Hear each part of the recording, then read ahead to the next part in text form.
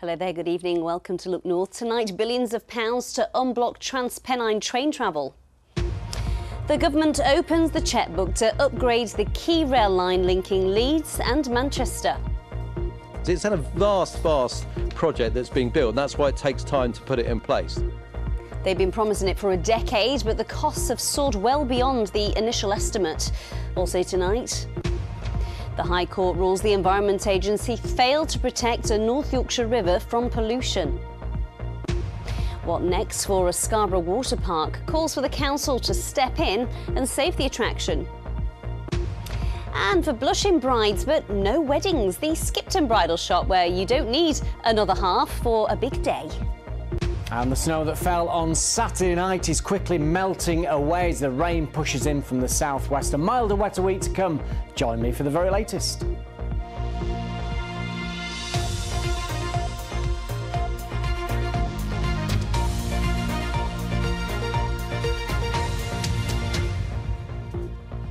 Hello, I hope you're well on this Monday evening. We'll take to the tracks straight away tonight. The government have signed off on a long-awaited £4 billion upgrade to the Transpennine Railway. It should make journeys faster as express trains will be able to overtake local services. Spencer is out in Huddersfield tonight. He's at the railway station that's at the heart of the plans. Spencer, this has been a long time coming, hasn't it? Yes, it has, Amy, but that £3.9 billion will now be transferred from the Treasury to Network Rail so that they can start work on the next phase of this project that should deliver faster trains, more reliable journeys on the routes between Leeds and Manchester, and also rebuilt railway stations on the line, including this one, Huddersfield. Now, the facade there will stay, the work will go on inside, a big refurbishment taking place next year. But the whole scheme stretches right back to 2011. That's where the roots lie, as I've been finding out today. After 12 years of false starts, redesigns and rethinks, Network Rail is getting the money it needs to electrify and expand the railway between Leeds and Huddersfield. The Rail Minister visited a bottleneck on the route today where a new viaduct will be built so fast trains can overtake slow ones. He was keen to highlight the national significance of the scheme. Where we're standing right now will be one of the largest construction sites in the north. And to give it another example, there will be more money spent by the UK government on the Transpennine route upgrade than was spent by the UK government on the Elizabeth line Crossrail. The timeline stretches back to 2011 when electrifying the railway was first announced by the then Chancellor of the Exchequer, George Osborne. The project was costed at just £250 million. 12 years on, the full price tag is £11 billion. One business leader says dither and delay has forced up the final sum. Fundamentally, the price has gone up by trying to make it cheaper. And that's what the Treasury always does. They cost engineer, they do this thing called optioneering, which is paying someone to think about something rather than actually doing anything. Being a Transport Secretary or a Minister isn't just about drawing lines on maps, it's about actually building stuff. Because only when you build stuff, only when you buy new trains, can you actually raise productivity. Talking about infrastructure doesn't help people commute to work quicker. Much of the old railway will be swept away as part of the upgrade, including this wrought iron Victorian footbridge, which will be dismantled so that electric trains can run through here. And it's the scale of the project that the government says has pushed up the price. A 110-mile-an-hour four-track railway with stations along the route completely rebuilt. This is a vast project. It's not just electrification. We are seeing new stations, new platforms, 4 tracks replacing 2 tracks so we can get faster trains overtaking the local stopping services. It's a vast project that's being built, and that's why it takes time to put it in place. So the ambitions have increased. It's not just electrification, it's a whole lot more.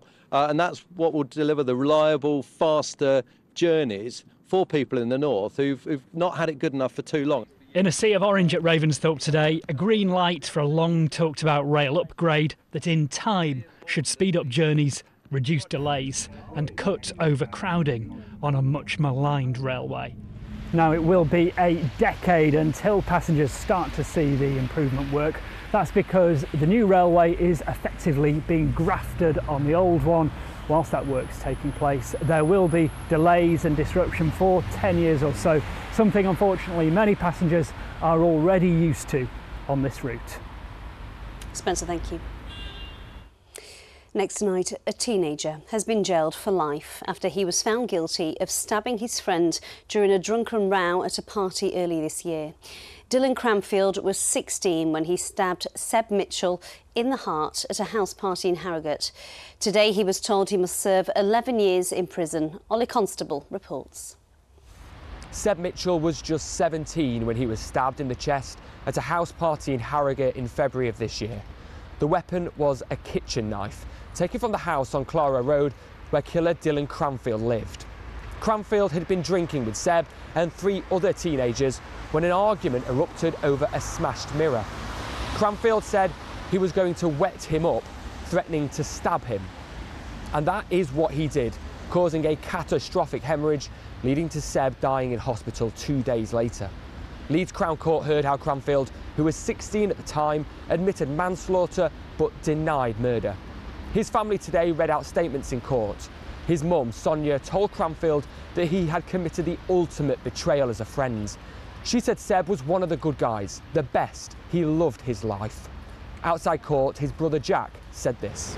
No amount of justice will ever compensate for the loss of Seb. He was an utterly beautiful soul who filled all of our lives with love and laughter. The chasm in our lives from his loss will never be filled. I urge anybody listening to this that carries a knife or thinks it's acceptable to pick up a knife in anger to think again.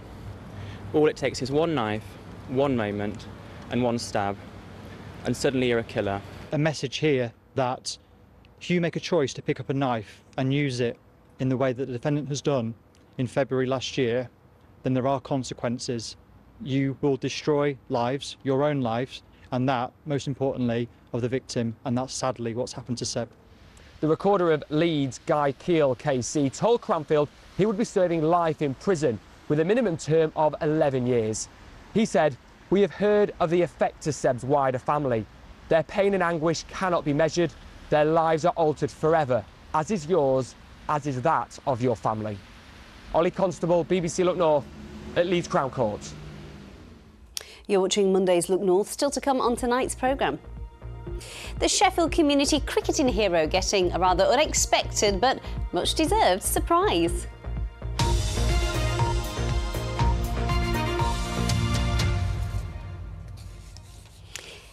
Now, Costerbeck near Pickering had a reputation as a fantastic fly fishing spot, but its once pristine waters are now depleted of fish, and local anglers have been trying to do something about it. Well, the High Court has now ruled the government and the Environment Agency have failed to protect it. Olivia Richwald reports. Costerbeck near Pickering is a spring-fed stream famous for cold, clear water and excellent fishing, with large numbers of trout and grayling, but not anymore. The numbers of fish in here now are minuscule compared to what there were. There were prodigious numbers of fish in here. These fishermen wanted to show me where it's all going wrong. Compare these crystal clear gravel beds with this thick silt which smothers and chokes the river. It's hazardous now to get in because of the depth of the silt. There's also no fish to be seen, and I haven't caught a fish up here in well over a decade. They believe the silt comes from local businesses. It used to be pristine gravel with 2 foot of water and clean meandering weed. The weed provided the food in the form of invertebrates, and the gravels were used by the trout and the grayling for spawning. Now the silt coming down will smother the eggs. Even if they survive that stage, when the fish come onto the gills, they would get choked by the silt.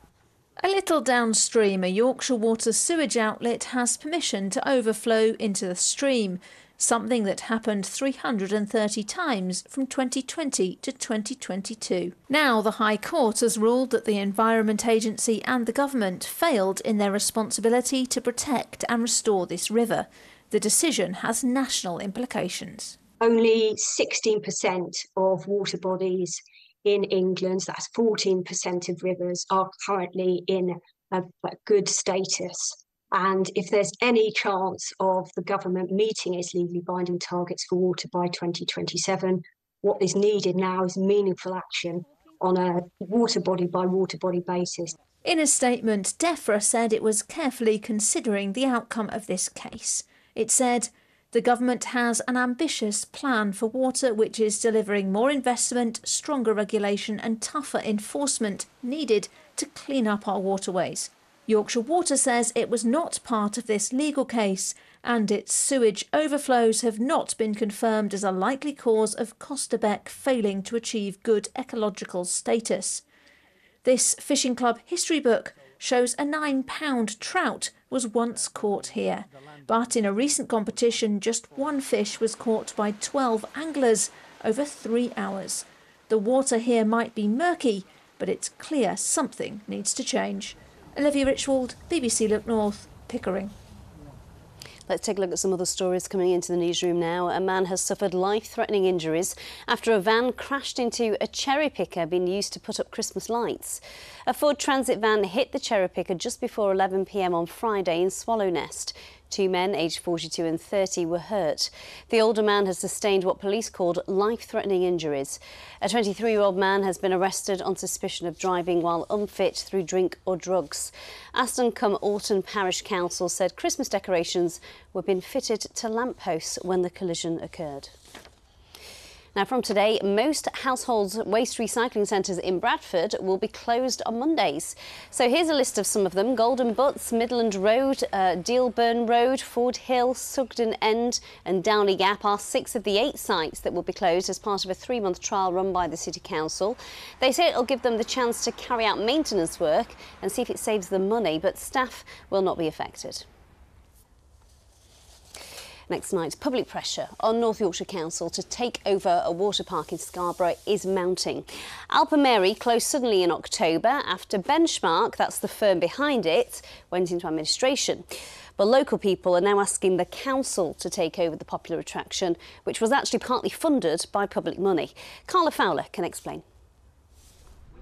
Local swimmers gathered in the rain this morning to discuss ways to try to get this Scarborough water park reopened. Last month, the owner, Benchmark, went into administration, still owing £7.8 million of public money spent on developing the park. Administrators have now said that the assets can revert to the council, and many here think it should, urgently, when even maintenance staff have recently been let go. You need good maintenance, particularly a swimming pool. And we also would like to know what's going on with an update from our representatives, our councillors. Otherwise, we fear the building deteriorates and then it's too late. Get together with the administrators and get it sorted, guys. Don't let this drag on. We need to save it now. Scarborough's a big tourist destination and facilities like this need to be preserved. And I'm sure that the council can run this at least break even. Amid such strong local feeling, one Aquafit regular has raised a petition to reopen the water park. I really hope that the council run it and it doesn't end up being given to another private company. It needs to be run now by the council. It needs to be given back to the people, so the council are accountable to us as the taxpayers. We can then, ask the questions, hopefully get the pool run properly. We've paid £9 million of our money into that pool. Also pushing for reopening is local Labour candidate Alison Hume. My message to North Yorkshire Council is we need to make sure this is a sustainable business for the future, and how better to do it than to use green power, so they can use the money from the Devolution Net Zero Fund, retrofit it and reopen it as soon as possible for the community and for the people of Scarborough. The Conservative-led North Yorkshire Council said in a statement, "We have been in contact with the administrators and are considering all options available to us at this time with a view to minimising the impact on us and the Scarborough area." Look North understands an investigation is underway into what caused the water park's financial collapse and how the public purse has been left wanting. Right now, Alpamare is making waves for all the wrong reasons. Carla Fowler, BBC Look North, Scarborough.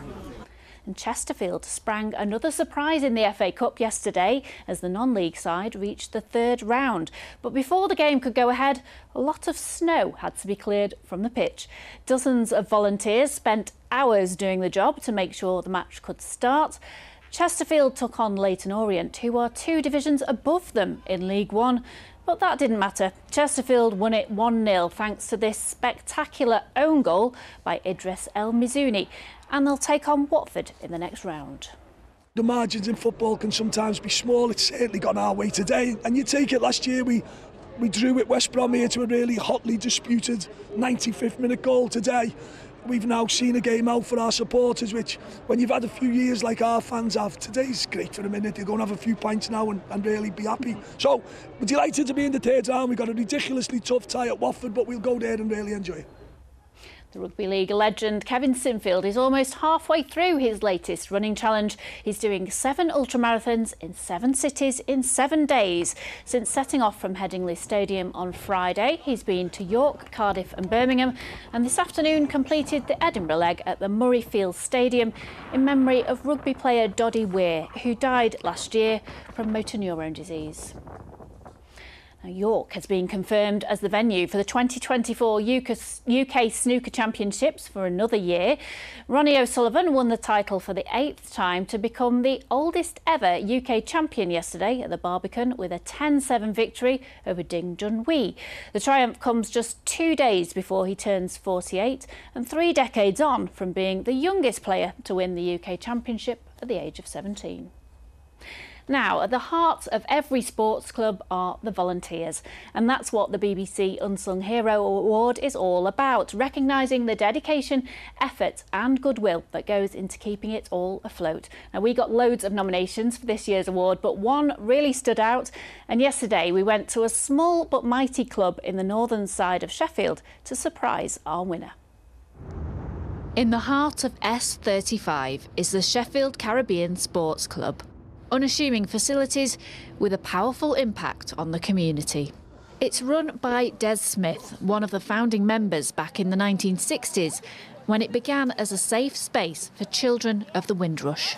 In those early days, we didn't have access, or access wasn't easy to other clubs in the city because of racism. I mean, we were abused, racially attacked and so on.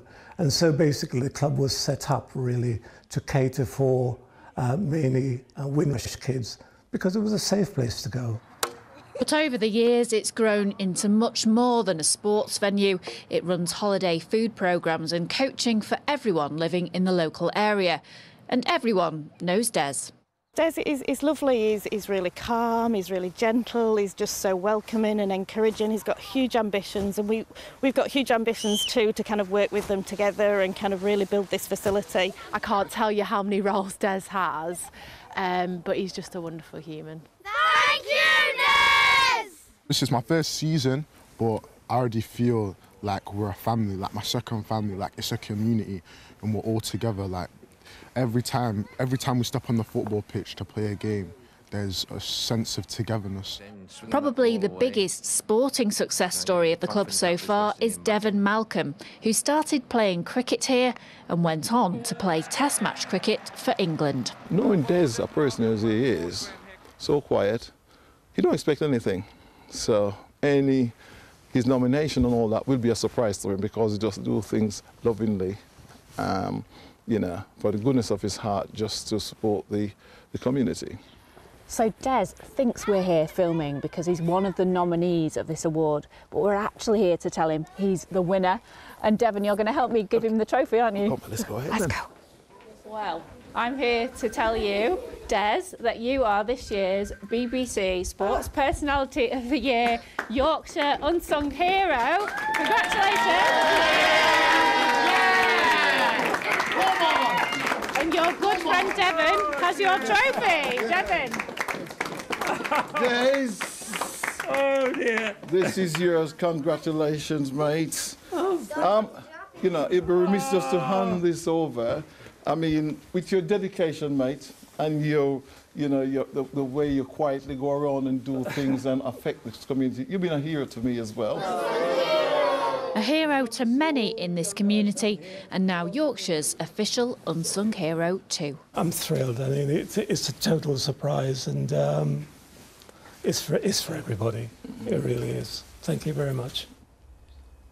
Well done, Des. I had a gorgeous time filming there yesterday. What a lovely man. I bet you did. That looks so lovely. Congratulations, Des. Very much deserved. Thanks, Sally. OK, let's soar to the skies now with 17-year-old Molly from West Yorkshire. You might remember Molly because she got her private pilot licence even before she passed her driving test. When the BBC first covered the story that Molly Wandsworth had passed her flying exams, she said her dream was to become a BA pilot. Well, the company, who obviously watched Look North, invited her to join them at Heathrow Airport to work alongside a qualified captain to give Molly a taster of what a day in the life of a pilot is really like. I first flew with cadets when I was 13, and at that moment I knew that it was what I wanted to do for the rest of my life. And then it was a completely different feeling when I flew for the first time, completing my PPL, because I knew that, oh, like, this is the start of getting something amazing. Flying means to me experiencing the world and learning lots about aviation and different cultures. Fantastic. I'm sure she'll be piloting a flight near us soon. Now, have you ever dreamed of a big white wedding? Maybe even if marriage isn't on the cards, but you love the idea of trying on a fancy dress, this story is right up your street. A bridal shop in North Yorkshire is allowing anyone to try on any dress, whether they're getting married or not. So we sent our confirmed bachelorette, Kathy Killick, along to find out more. A dank day in December's not the busiest time for bridal shops, but at Cinderella's in Skipton, it's rammed. Girls. Oh, yeah. The ladies here are all dressed up and having a ball, but not one of them is getting married. They can try on dresses thanks to Molly Fuchs, who inspired the try-on sessions. You look gorgeous. I've got secondary breast cancer, and when I got diagnosed in July 2020, I started a bucket list of things that I wanted to do. And this was my third thing on the bucket list. I've been engaged twice and never been married. And I really wanted to try on dresses. I wanted to be a bride. Molly's fairy godmother is Cinderella's owner, Mandy Abramson. When she saw the effect of the dresses on Molly, she decided to let others do the same. So in this quiet week, non-brides are allowed to dress up and dream. The atmosphere is always electric. It's very giggly. We have lots of fun. We get girls of all ages, all sizes, all shapes. Everybody is welcome. And it's such a confidence booster because they look amazing and they get these great big smiles on their face. And at the end of the day, that's what we're looking at, not so much the dress. It's how happy they are, and that's what's important. I'm Maz, I'm from Addingham. I got my wedding dress from Mandy 18 years ago and I thought it'd be lovely to try on wedding dresses again. I'm Heather and Mandy and I are swimming buddies and I've lost some weight, so I just thought it'd be nice to celebrate that fact and wear a fantastic, gorgeous dress. Oh, perfect. Work it, girl, work it. Bring it on. My name is Liza and I'm from Skipton. I always wanted to be a model, and Mandy gave me the opportunity to be one for Cinderella's, so I'm so blessed. Thank you so much. Full disclosure, I've never been married nor seen myself as a bride, but you try saying no to this lot. They're very persuasive.